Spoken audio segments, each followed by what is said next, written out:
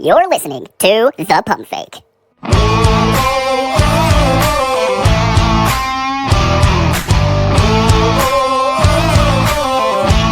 With your host, Jarrett Bailey.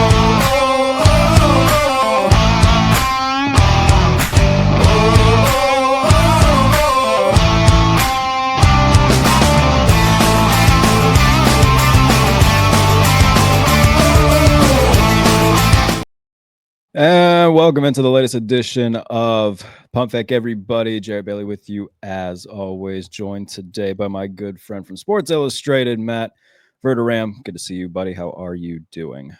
Doing well. How are you? I'm good. Did you I don't know if did you partake in the national holiday that took place a couple days ago? National holiday took place a couple days ago. It was Morgan Wallen National Album Release Day. I don't know if you I honestly, God, I barely know who he is. My wife listens to him. That's fine. Oh, your wife's got great taste. That's good. That's good. Sure. Yeah. She probably followed that up by listening to like Alkaline Trio. So I don't know. Good stuff. Yeah, no, his album came out the 16th. So in case you were wondering, yeah. Hope literally couldn't name one lyric from one song. Yeah, that's disappointing. I do not care about him at all. Oh, all right. Well, maybe she can put you onto it. I hope that if somehow she sees this, I hope that she tries. Today, me and Matt are going to go through what I do every year when the schedule releases. I think, did you do it last year? I don't think you did it this year. Where you pick every game on the schedule? I did that for fan side. I haven't done that for SI. Connor Orr, that's kind of his. Okay, fair enough. So I go through every game when the schedule releases. I pick them. I do it twice. I do it day of the schedule release and then after the preseason, right before the regular season starts. So kind of get a double dip. This is the first iteration of that. Matt and I are going to go through the AFC. He's going to tell me what a prodigal genius I am or what an enormous dunce I am, depending on what he thinks of these picks. A little bit of news to start the show, though. The Tush push stuff. Where do you fall on that? I feel like I haven't seen your take on that. Probably not, because I don't care. I just think it's the most like, I don't know. It's fine. If they ban it, like my feeling on it is it's not fair to the Eagles in a sense. They're the only team that does this really well. Okay. If you don't believe me, go ask the Bills. Okay. The Eagles are the only team that do it to the effectiveness level that it matters. So I don't believe in banning it based on one team being great at something. However, it is boring as hell to watch. Yeah. So like, I don't really have a strong feeling about it, but I would guess if I had to pick, I would say don't ban it, because I don't think one team should be punished. If everybody was doing it at a 95% success rate, okay, fine. But not everybody is. Yeah, and I hear that side of it. I tend to say ban it just because when that one team does it, nobody can stop it. And we have Frankie Louvu doing swanton bombs over the Eagles offensive line force. That was the greatest thing I've ever seen. Frankie Louvu, by the way, friend of the channel. I'm going to be on the channel again soon. A little teaser for things to come on the channel. So yeah, that's just kind of my thought. And if they ban it, I think that's probably for the better, but another conversation for another day. So we'll dive into these predictions. We'll just kind of go compass wise with it. We'll go north, south, east, west, or northeast, southwest. So we'll start with the north. I have the Bengals winning it, going 12-5. No team has won the AFC North 3 consecutive years since division realignment. The Ravens have won it the last 2 years. I think the Bengals defense will get better just by default, almost, just because they were so bad last year. I didn't really know. Making Lou the scapegoat was, I didn't really care for that too much, but we'll see what Al Golden does in year one. Baltimore will be the top wild card seed, in my opinion, going 11-6 and have the 5 seed. The Steelers, when they get Aaron Rodgers, I'm not going to pick them to win less than 9 games, and I think that Rodgers will at least keep them at what they were. They'll go 10-7 and be the number 7 seed. Cleveland's a tire fire. What do you think? Nothing egregious. Nothing that I'm sitting here going, oh my God, I can't believe you picked that. You're higher on Cincinnati than I am. Okay. So you're the Ravens winning 11 games. I didn't winning 12. Okay. So, I mean, fine. Split the difference. But I do have them winning the division. I think they're the best team in the division. You have the Steelers at 10 wins. I have them at 9, and I waffled between 9 and 10. So, again, I think they're right on the edge of the playoffs. That's where I'd put them. You have the Browns at 5 wins. I think you're giving them too much credit. I have them at 3. I think the Browns are awful, man. I think the Browns and the Saints are the 2 worst teams in the NFL. I agree with that. So I had them at 3. Cincinnati's the biggest disparity for us. You have them at 12, and I have them at 9. Oh, okay. Do you have them like missing the playoffs altogether? Let me see. I have because I actually made record predictions for all the AFC teams, so I'm just reading it right off of my article here. Does that come out in the magazine? I come out in the magazine. I think I have them as the last seed in the playoffs. I believe I have them as wild card. My problem with the Bengals is they're not better defensively. Yeah. At least on paper. Now, look, we could argue about whether or not there's just like regression to the reverse mean and all that stuff. They're terrible defensively, man. That team is going to legitimately have to score 30-plus points every game to win game. And even when they did last year, I mean, they went 500 and when they did might, that. But here's the other side of this. Chase had the best year he's probably ever going to have. Like triple crown winner, best year he's probably ever going to have in his career. And I'm not saying he's not going to have some more great years, but like that might be the best. It's going to be hard to replicate that. Yeah. Burrow, while I'm not saying he was MVP of the league, because I think they got it right, Allen. Okay. But like he had MVP level numbers. He had great numbers. He led the league in passing, all that stuff. Higgins was a little beat up, but was great when he was there. Like you're not going to play better offensively than they did. And they still only went 9-8. Yeah. So what happens if like Chase has a hamstring or just simply isn't a triple crown winning guy? They're going to be really relying on Andre Yoshivas a lot. Man, you are a you know what without a paddle, right? Like what if Hendrickson really does just say, screw you guys, I'm not playing?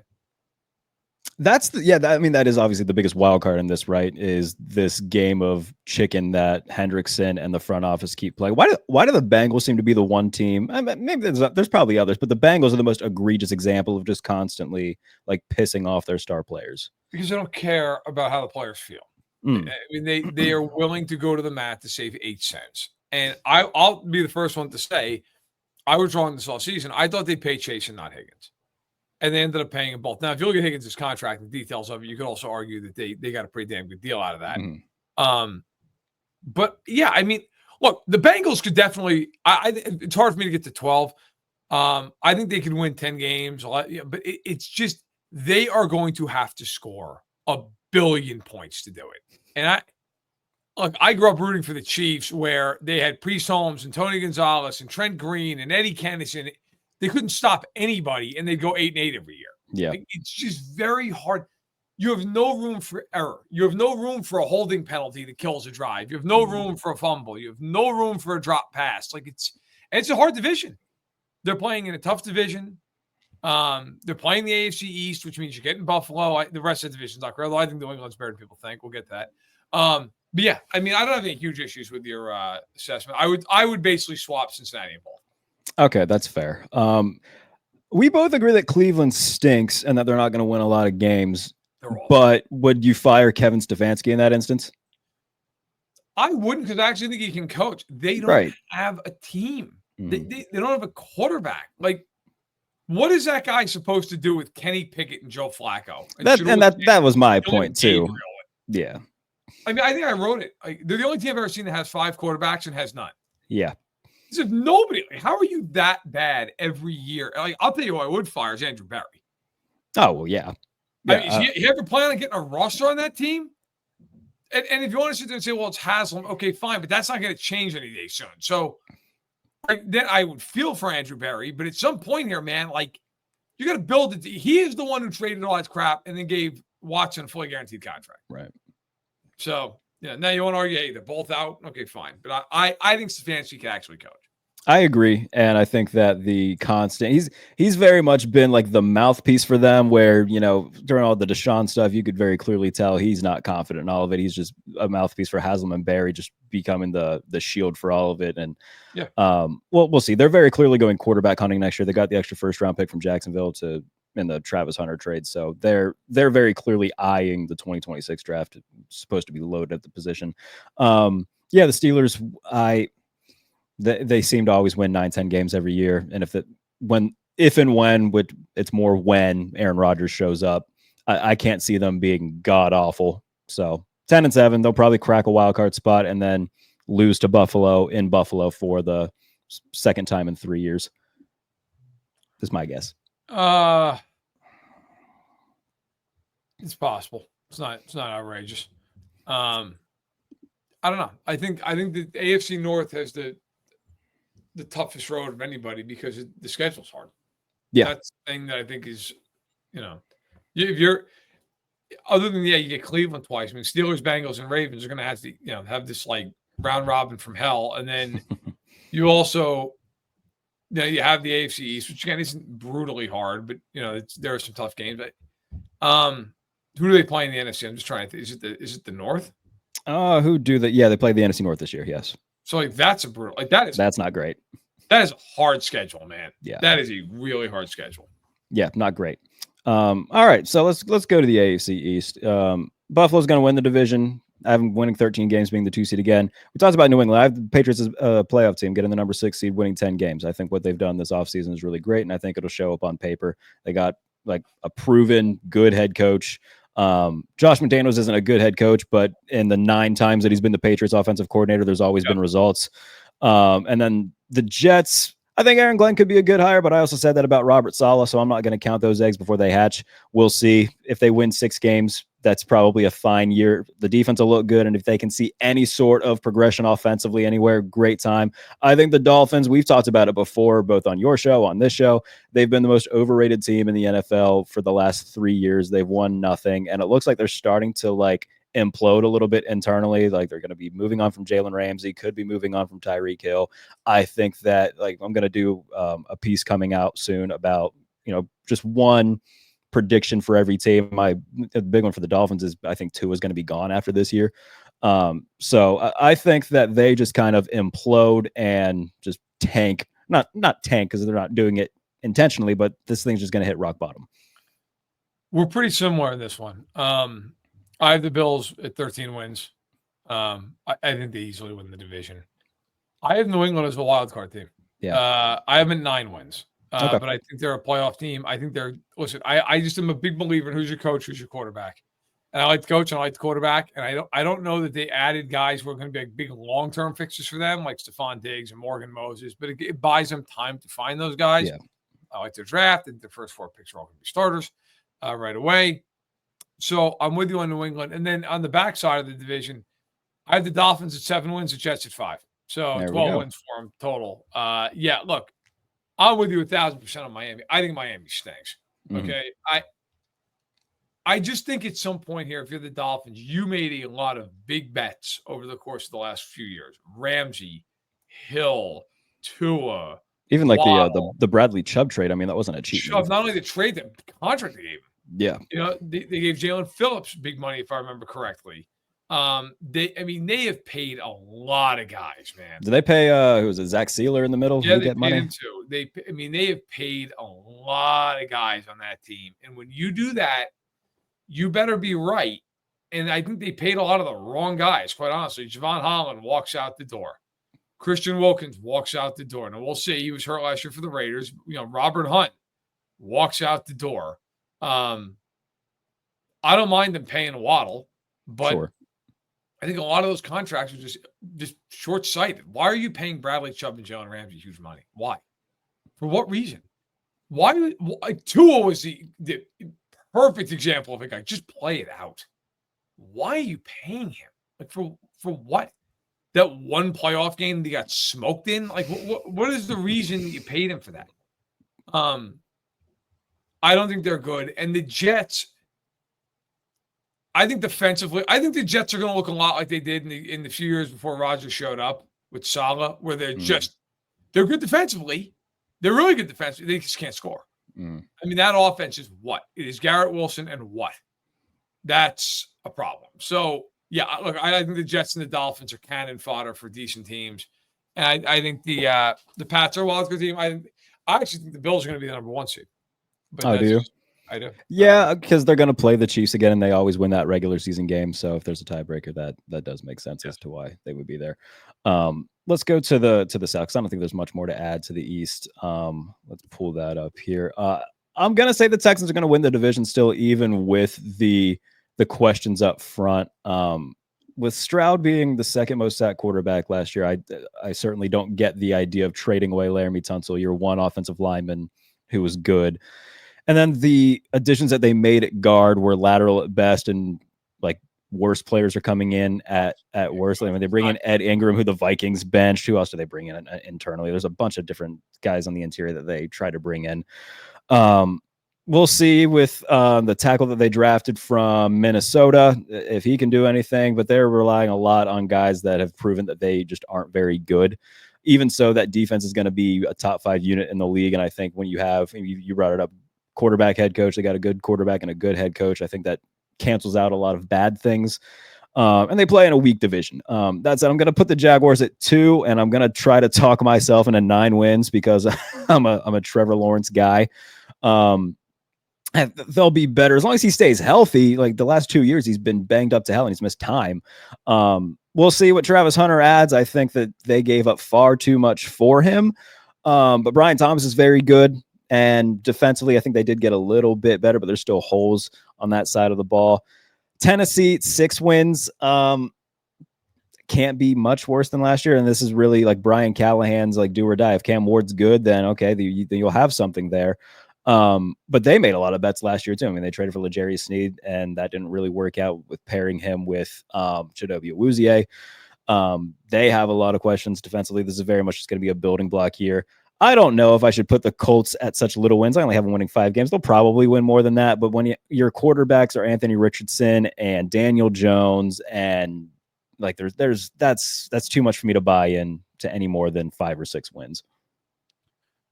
This division, to me, of all the divisions in the AFC, was the hardest one to nail down because there's a lot of variance. Look, you talked about Houston and the offensive line. I have them winning 10 games and winning the division. The difference with Houston is last year, going into the year, I felt like they were a contender, and I don't feel like that about this team. Sure.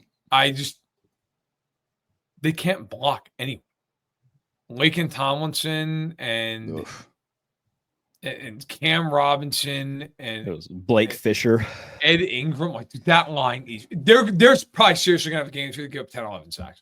Like they gave up 8 against Kansas City in the playoffs last year. So they weren't that far off. They can't. It's one thing if you have one guy like that, okay, you can work around it. When you got 5 guys like that, it's just can't block one-on-one. Can't, like, what are you gonna do? What are you gonna do? You're gonna play 9 guys in line and hope for the best? Like you can't overcome that. I also like nothing against Higgins and Noel, the 2 rookie receivers that took out of Iowa State, but like you're really relying on those guys because outside of Collins, I mean, unfortunately for them, Tank Dell's out for what seems to be the year. Stephon Diggs is obviously gone. I don't care that they brought in Christian Kirk. I mean, that is just not that is a room with a lot of questions. Let's put it that way. And then tight end, like Dalton Schultz is fine, but he's fine. He's not going to drive an offense. But defensively, they're very good. And I think that is the reason that team's going to survive. That and Stroud will make enough plays where I think they'll win 10 games in a bad division. But I do not think that team can go to a Super Bowl. I don't feel that way. I don't either. I think they're kind of in that second tier of teams where, they'll be in the playoffs. They might win a game. They've won a playoff game each of the last 2 years. But once they faced, I mean, they didn't play horrible against Kansas City. That was still a game. And Stroud's rookie year, I mean, they were just beat to hell when it came to receivers, and Baltimore just feasted on that. So, like, you're right. They were expected to take a jump last year after they traded for Diggs, who obviously got hurt too. And they just kind of remained stagnant. Now, the expectations have certainly gone down when it comes to what they can do offensively. And like Stroud's great and everything, but we saw like the Sunday night game last year against Detroit, where the defense had 5 picks of Jared Goff, and they still found a way to blow that. So it's an offense with a lot of questions. It is. Look, with Indianapolis, you have them at 5 wins, and you feel like you should have them maybe higher. I have them at 8 wins, and I feel like I should have them at lower. Yeah, we could probably like split the difference and go like 6 there. Yeah, it's just like because I'm with you. The reason I picked them to win 8 games is this. I think Steichen's a really good coach. Yeah. And I think they got better defensively by bringing in Travarius Ward and Cam Bynum and Lou Anarumo. So I think they're better. But, man, that quarterback room is just – I mean, are they the team that they try to trade for Cousins at some point here? Oh, that's a good shout. Because I got to tell you, if that team has Cousins, and Cousins is the version he was like 2 years ago. Or even if it's somewhere in the middle, like even if he's not quite 2 years ago, but he's better than what he was last year in Atlanta. I mean, that's a team that can contend for a wild card spot. I mean, that's a decent team. because I like the weapons on offense, but it just doesn't matter because you're trying. I don't know where you stand on this, by the way. I would play Daniel Jones. I mean, they gave him $14 million. They're gonna play him at some point. Anthony Richardson is awful. I know there are people out there like, look at this play, look at that, bro. He stinks. He stinks, man. And I'm not. I got nothing against him personally. I hope he plays. I hope for his sake he becomes an All-Pro. But you're in 2024, completing less than half your pass attempts. It's over. Like, you're not good enough. You're talking. I mean, if he took a 7-point jump in completion percentage, he's at 55%. He's still the worst quarterback in football. So, I mean, Daniel Jones to me is the quintessential Shane Steichen. Like, hey man, hit this paint by numbers throw to the corner. Hit this paint by. Basically, be a less polished version of Tua. Right. Stand there, get the ball out. You can make some. One thing with Daniel Jones you can do, which is actually underrated, he can make some plays with his feet. And he can run. Yeah, like, hey man, 3rd and 6, hit the slant to Pittman. If that's not there, take off running. Hand off to Jonathan Taylor. Like, Daniel Jones is not good. But Daniel Jones, I feel like you could just kind of fill in the like you could basically ask him to just be a point guard. Like, just stand there, take a 3-step drop, and throw it. Whereas with Richardson, you're like, can he even do that? Like, can he handle that? You brought up Tua. I think, I mean, Shane Steichen, he can be like Daniel Jones can be like his Aldi version of Jalen Hurts, really. Like, hey, dude, we know that you can run. Just do the simple stuff that we're going to ask you to do. Not that Jalen Hurts is only asked to do the simple stuff. I'm just saying with Shane Steichen, it's going to be like, dude, I'm not going to ask you to do too much. Use your athleticism when we need you to. Hit the easy stuff. Don't turn the ball over. I would agree. And again, they aren't paying him all that money just to sit there. Like, he'll be in at some point. And I think a lot of it too was like, he's a walking, breathing litmus test for this time of year, OTAs, minicamp, and then eventually training camp. And if you can't definitively say that Anthony Richardson is better than that guy, then you know your answer is both short-term and long-term when it comes to Richardson, and you may as well just play Daniel Jones for this year. So I would agree in that regard.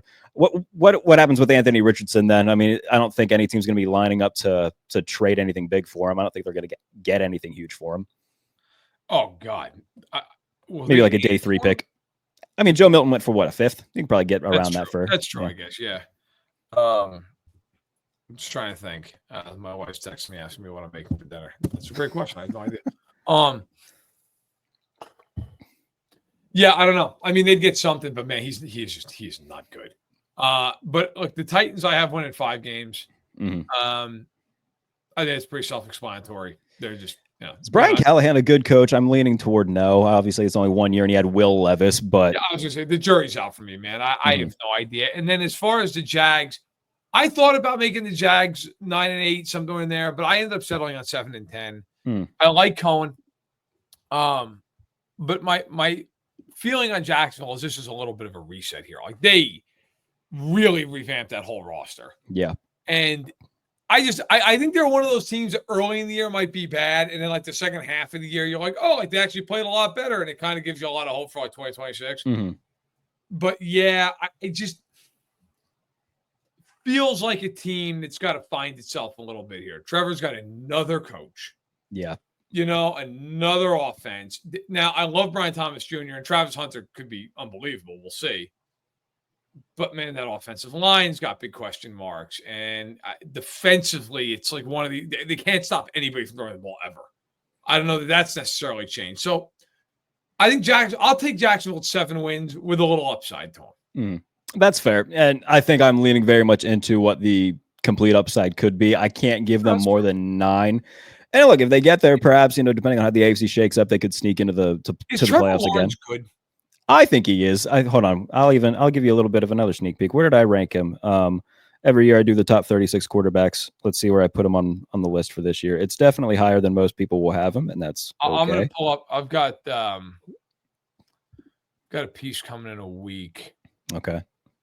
Where I rank, I've done this every year at SI, where I rank the combination of coach quarterback for each team. Oh, that's good. Yeah, that's good. And I'm going to find where I put him. I can only imagine. Okay, go ahead. Where'd you rank him? Quarterback wise, I put him 11.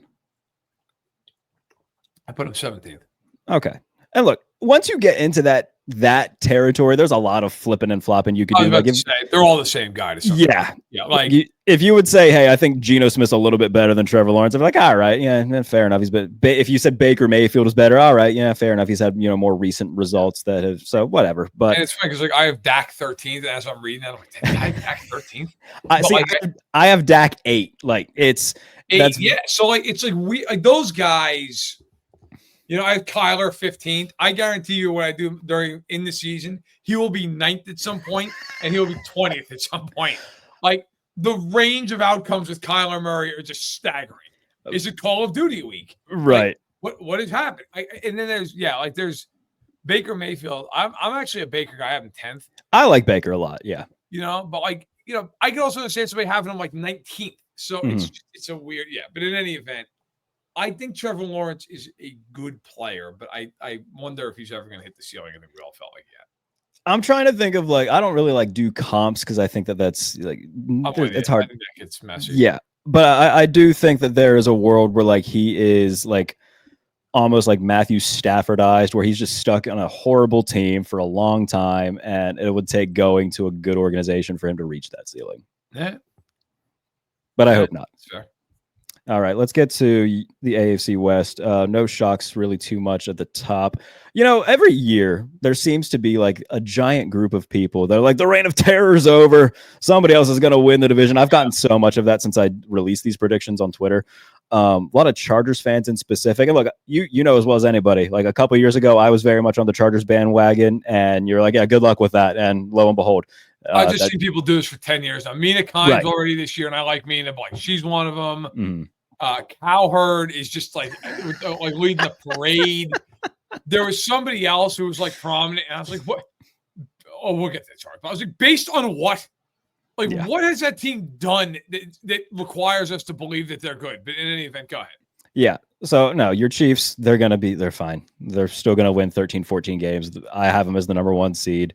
You could probably flip flop them in Buffalo, depending on who wins the regular season matchup between the two teams. They're not going anywhere. I think a lot of their offensive line stuff last year was injury based too, where they had to move Tooney outside at one point because who was a left tackle that just couldn't play, and Mahomes was just freaking out on the field. Was that Kingsley? Yes. Yeah, okay.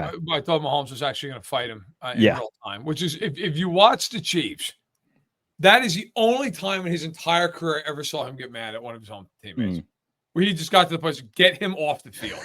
And that was it. It was after the third time that he didn't touch Trey Hendrickson in the corner. Yeah.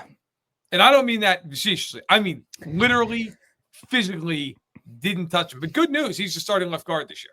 That's good. That's good. At least he's surrounded by guys now who can help him. What do you make of their offensive line as a whole? Because they obviously made a few changes. Look, I have said this on my pod 100 times, and I'll say it here.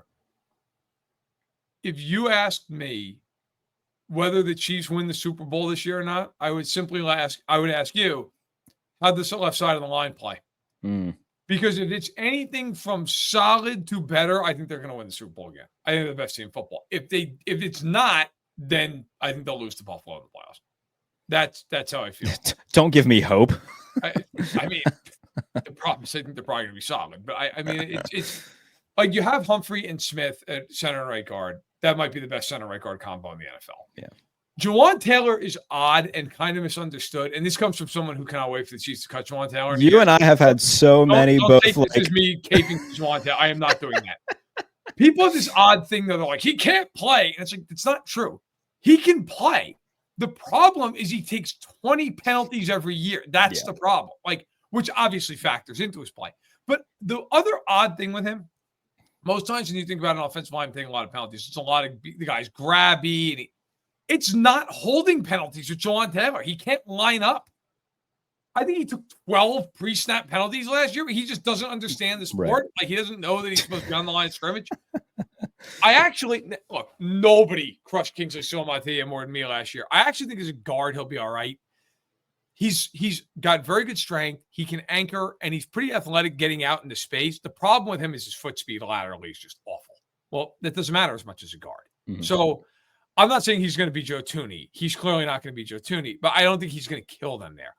My big, massive $1 million question is a left tackle. Mm-hmm. Jalen Moore's coming in after 12 starts in San Francisco. Like, I went back and I watched him, and he looks fine, but it's 12 starts in a different offense. I am not going to sit here and be the guy who's like, watch 12 games, looks great.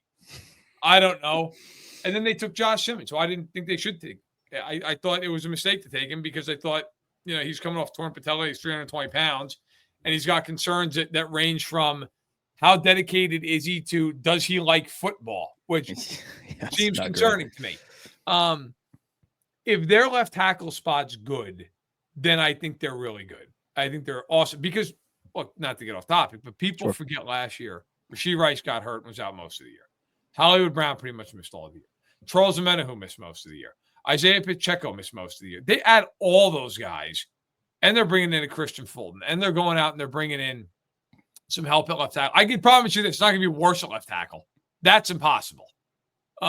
So, it's just, Worthy's in his second year. He played great the second half of the season.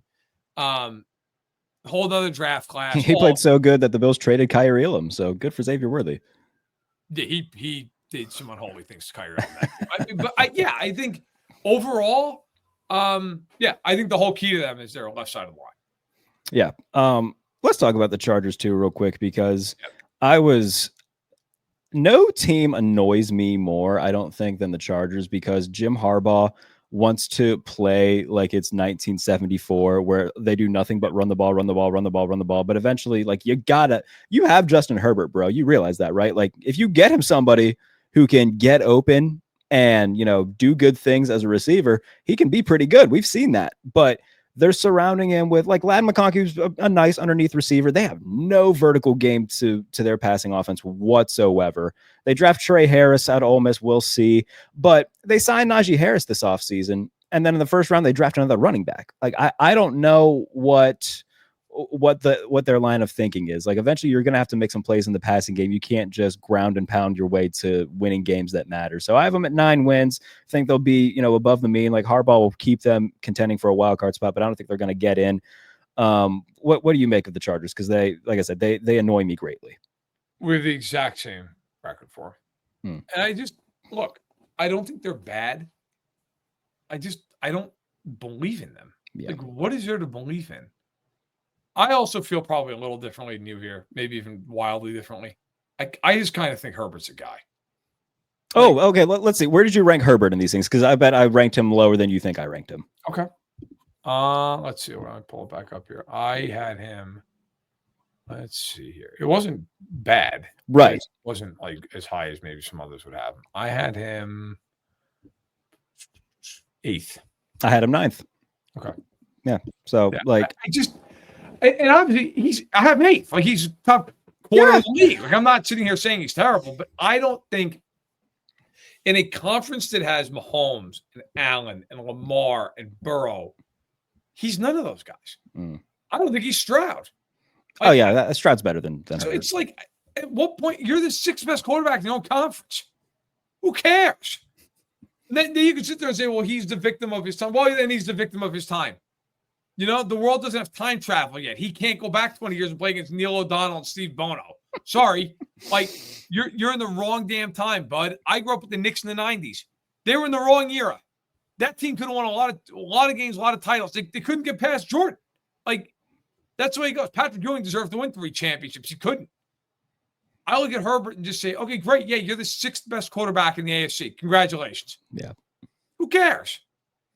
It doesn't matter. You might be the best quarterback in the NFC. I was going to say, if he was playing the NFC, if he was playing on like Atlanta or somebody in the NFC South, then we'd probably having a different conversation. Yep, probably, but we're not, because he plays in the AFC. And I just, and I'm with you, like with Harbaugh and Roman. You ever just going to throw the ball? You ever going to do it? And the downside of that too is like, yeah, man, great, you can run the football. You're in, again, a conference where you've got to be able to throw the ball. And they have McConkey and who? Quentin Johnston?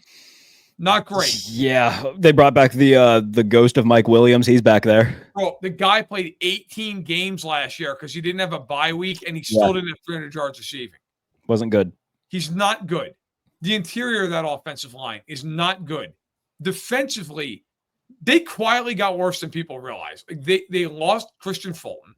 They lost Asante Samuel Jr., who, by the way, is oddly still a free agent.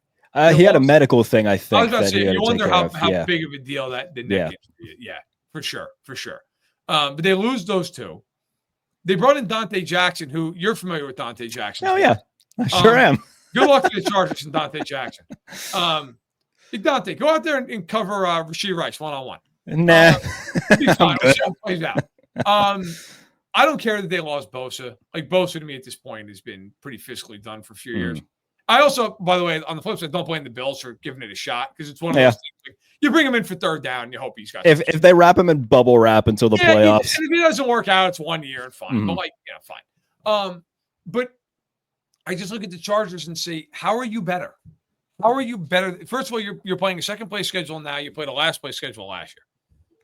You are not better offensively in any meaningful way, unless you're just a massive Trey Harris fan. I think he's just going to come out and be like, Puka Nacua year one. Right. And defensively, you lost those corners. You lose Bosa. Mack is a year older. You lost. Who was the guy they lost in the middle that went to the Rams? Oh, Poona Ford. Thank you. Okay. Yes. You're not better. Like, and the other thing too is like, last year, I always kind of felt like they were a little fraudulent because they played a soft schedule. They lost to every good team they played. They got in the playoffs, and Herbert had 3 picks in the regular season and had 4 in the playoff game. They got boat raced. And again, if you go back, anybody has really no life and wants to look at my tweets. That was the most boring game in the history of the NFL playoffs. That was the fucking playoff game ever witnessed, and the Chargers got blown out in it. Like, I was tweeting during the first half of the game, like, oh my God, somebody make it stop. Yeah. Okay. Yeah. And then the Texans summarily went to Kansas City and scored 12 points and gave up 8 sacks. It just got ran over. And like, you're right. Like, they didn't get killed in the game. When I covered that game, I was at that game. There was and never felt like it was in question. Win the game. It was a Kansas City basically was like drunkenly playing with his food for about 3 quarters. And it was like, all right, fine. The Chargers got boat raced by that team. So the biggest disagreement we have in this division is Denver. I actually have Denver win 11 games. Oh, okay. That's fine. I think Denver's defense I think Denver might be the best defense in the NFL. I would agree with that.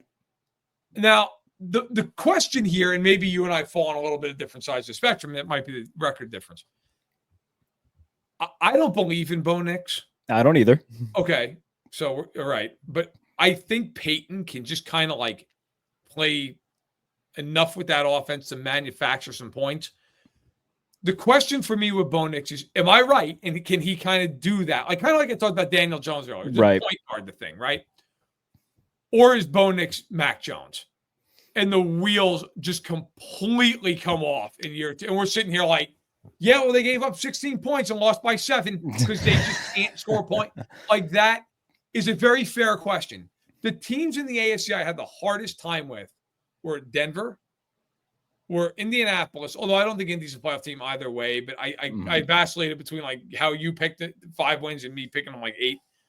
And then Cincinnati. Because I just looked at Cincinnati. I was like, I don't know. They could be really good because of the offense. They could win 7 games. Can't stop anyone. I chose to believe in Peyton and the defense, but it is a risky proposition. Yeah, like I think the defense is going to be awesome. My drawback is that I just don't believe in Bo Nix enough to have them as like a perennial playoff team to do it every year. Going to be playing a harder schedule than they did last year. I believe they played a last place schedule last year, or was it a third place? Regardless, it's going to be third place, regardless. I mean, it's not going to be an easy schedule. And like offensively, man, like there's just outside of Cortland Sutton, who, by the way, we're talking about receivers who probably had the best years of their career. I don't see Cortland Sutton like continuing to get better at this point in his career. Who do they have offensively that like scares you? I'm not staying up at night wondering like, oh Christ, I got to play Evan Ingram. I'm like, all right, like that's good. Yeah, no, I'm with you on that. But so like, I don't think they're going to be bad by any means. And I don't think that Bo Nix is going to like fall off completely like Mac Jones. I don't think he's going to have the year that he did last year. And I think that, having a year of tape on a guy, you can kind of figure out some things that the offense does and what Peyton did with them. Because you said like there's a lot of, manufactured stuff that Peyton did last year that really helped Nix, which I mean, Peyton's a good coach. That's what you do with a rookie quarterback. I'm not like bashing either of them, but it's just, I think that there will be a little bit of a come down, not a super big one. I think they'll still be competitive and in the wild card race, but I think that they're better teams in the conference. No, that's fine. That's fine. I'm not going to go nuts about that. And then you have the Raiders at what? 8 wins. I have them at, I don't think I took the, let me see. Did I accept the tab? No. I have the Raiders at 6. You talked about teams that were hard to. I can't put a pulse on the Raiders. Like they brought in a grown up in Pete Carroll. Geno Smith is a good upgrade at quarterback. Like everything that they did, I genuinely like. Okay, that's smart.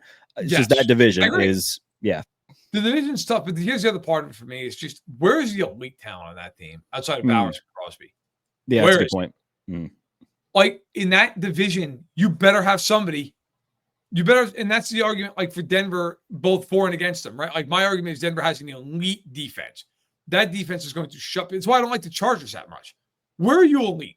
Where are you great? You know, for all the Chiefs' flaws, even though they've been a dynastic team now for half a decade, I know when they're elite.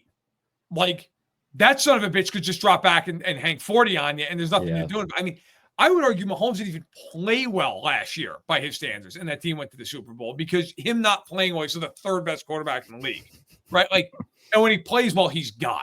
Yeah, like there's just nothing you're doing. And I don't say this to rub salt in the wound, but like genuinely ask Buffalo in any playoff game in any big spot. Like it's just, you know, like last year. Like perfect example, and this is I swear about the Raiders. When I covered that Texans game, there was one moment in that game we were like, Texans had a 10.5-minute drive to start the second half. Scored a touchdown, but then like the Texans would, they missed the extra points. 13-12. Chiefs get the ball. They get backed up on a penalty. First play of the game. First play of the drive. They got to go 90 yards. And he just kind of walks them down the field. And yes, for everyone out there who's like, there was a roughing the passer. Like, yes, there was. Okay. The drive ends with him having 3rd and goal from the 11, and he's getting tackled, and he just wails the ball to Kelsey in between 2 defenders and hits him right in the numbers. And it's like, all right, touchdown. Game's over.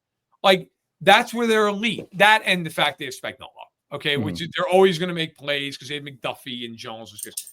The Raiders, dog shaking in the background. The Raiders, you have Bowers, who's awesome. Crosby, who's awesome. Who's the 3rd best player on that team?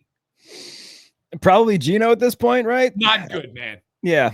Like if Geno Smith or like Christian Wilkins is the 3rd best player on the roster, Jacoby Myers, like not good. Who else do they have at receiver? They drafted Jack Betch from TCU.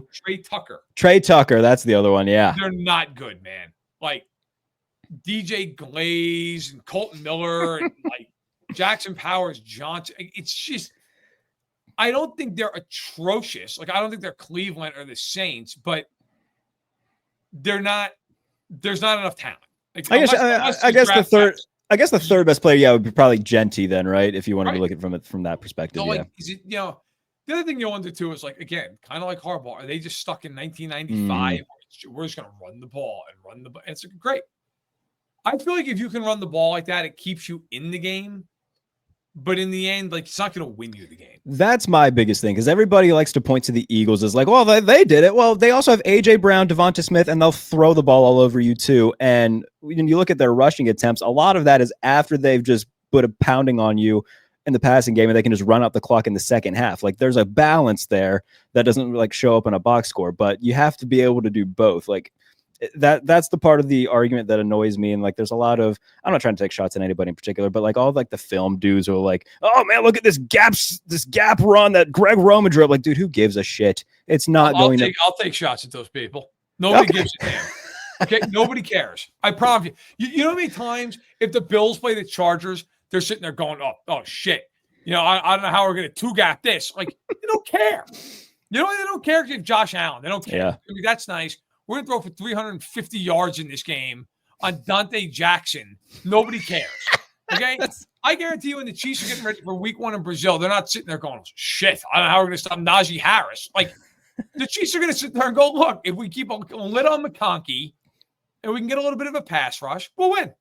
Because the offense will still score enough. We'll have enough new plays. Like, I mean, playing the Chiefs in week 1 is always a bad time to play them anyway because they have like 50 different things he wants to try out. But, like, look, it's just great, cool, awesome. You're going to run for 7 on some play. Like, that's the thing, right? Like, an average pass play is roughly like a 7-yard gain, right? Yards per attempt. Like, it's 7 yards. There's not a team in the league that's rushing for 7 yards per attempt. Correct. Including the quarterbacks. Like, the Ravens don't do that. So Yeah, I'm not one of these anti-run people. I'm just saying that if your entire identity is we're going to pound the ball, and to your point about the Eagles, by the way, I covered the Super Bowl. Barkley did nothing in that game. Yeah. The Chiefs were like, beat us. And Herbert said, all right, got it. No problem. Right? And like, obviously, a lot of that had to do too with their defense had an all-time afternoon and everything else. But like, the point is, they didn't win the Super Bowl because Barkley went berserk in that game. They won the Super Bowl because Hurts played great. They threw and their defense was otherworldly. And of course, yes, Barkley's presence sets up other things. But again, you have to have a full complement of an offense. You can't. James Cook is awesome in Buffalo. And I'm a huge James Cook guy, but like it doesn't matter if you're not also then throwing the ball the way they are. So yeah, listen, in the end, you and I are pretty similar here. And for the record, I had the Chiefs winning 13 games. I don't think I said that. I have winning 13 games, and I am losing to the Bills. And so I think that is for the 1 seed, that game, in my opinion. I want to believe. Well, listen, the Bills beating the Chiefs in November is never. Oh, no. That's the thing. I don't give a shit that they'll beat them in November. That's not the problem. Yeah, okay? I know. The problem is in January, and it doesn't matter where the game is, where the Chiefs are like, hey, that's fine. I don't wish, but after that game, after the title game this past year, me just sitting on my couch staring blankly into the void for a half hour before joining my lady friend in bed, I just felt defeated. I was just, fuck. It's never going to happen for my poor boy. I'm just going to forever live in this purgatory. I don't know. I was on radio in Buffalo like 2 weeks ago. I've actually been on quite a string of Bills. I was on the One Bills live show the other day with Steve Tasker. Great show. Yeah, it's good. I've gone on with them before. They're good guys. But we talked about on the radio, like how do Chiefs fans view the Bills? And I thought it was an interesting question. Like I've never been asked that before. I was like, the Bills are the only team in the AFC that Chiefs fans have any respect for. Everybody else, Chiefs fans, just going to kill them. With the one weird caveat of Cincinnati, because those games are always brawls for some reason. Right. But I feel like that's different now with Anarumo not being there. Anarumo was the biggest reason Chiefs fans feared the Bengals, not Burrow. It was Anarumo. The Bills have every Chiefs fan's respect, but if I'm also being completely honest, there's a thought of like, in a big moment, the Chiefs will beat the Bills. Yeah. They just will. And it's either a coaching advantage. Like, I don't know any Chiefs fan who would denigrate Allen. Allen's awesome. I think even, look, Chiefs fans certainly will all tell you they think Mahomes is the best quarterback in the world. Okay. I think everybody would feel that way. Allen is the only guy that most Chiefs fans would tell you, look, that guy, when he plays the top of his game, he's the only guy where having Mahomes isn't a clear-cut advantage. Like, it's much closer, if not to a draw.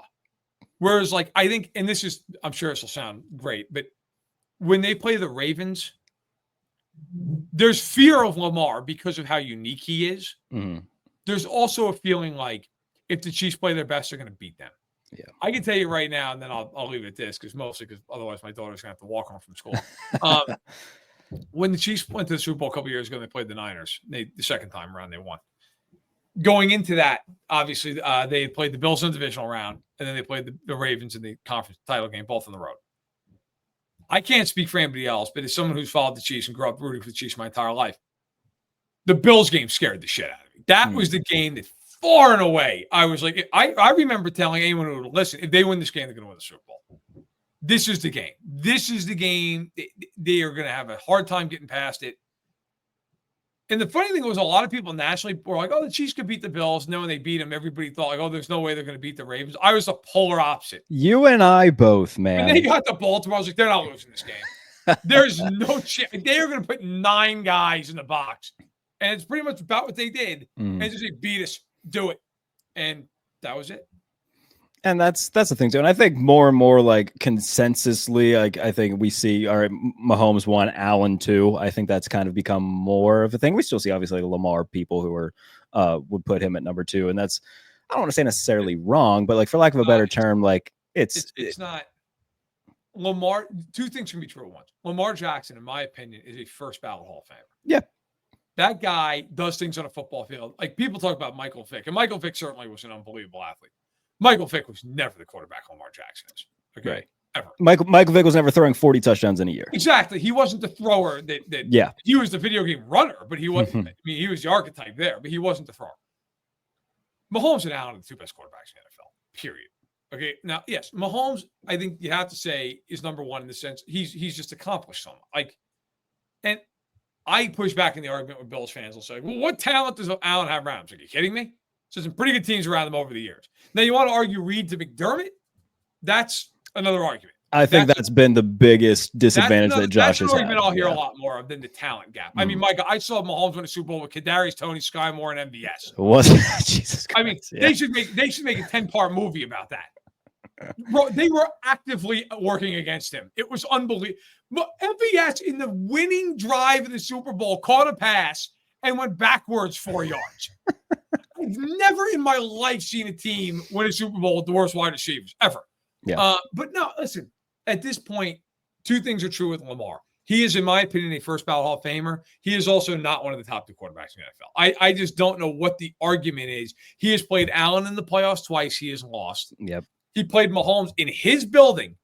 And let's be honest, with a better supporting cast in that game. Especially the Chiefs, my God, in that game offensively, they were playing Richie James at receiver in that game. Okay. And Lamar spit the bit in that game. He was terrible. Yeah, it was not good. Go back and watch the game. He threw one of the worst picks I've ever seen in your life. And it's not just that game, man. Like in the playoffs as a whole against Allen and Mahomes, he's not good. Even this past season, threw a bad pick to Taron Johnson, had a bad fumble that Von Miller took back to the he just isn't good in the biggest games. He has not played well at all in the playoffs.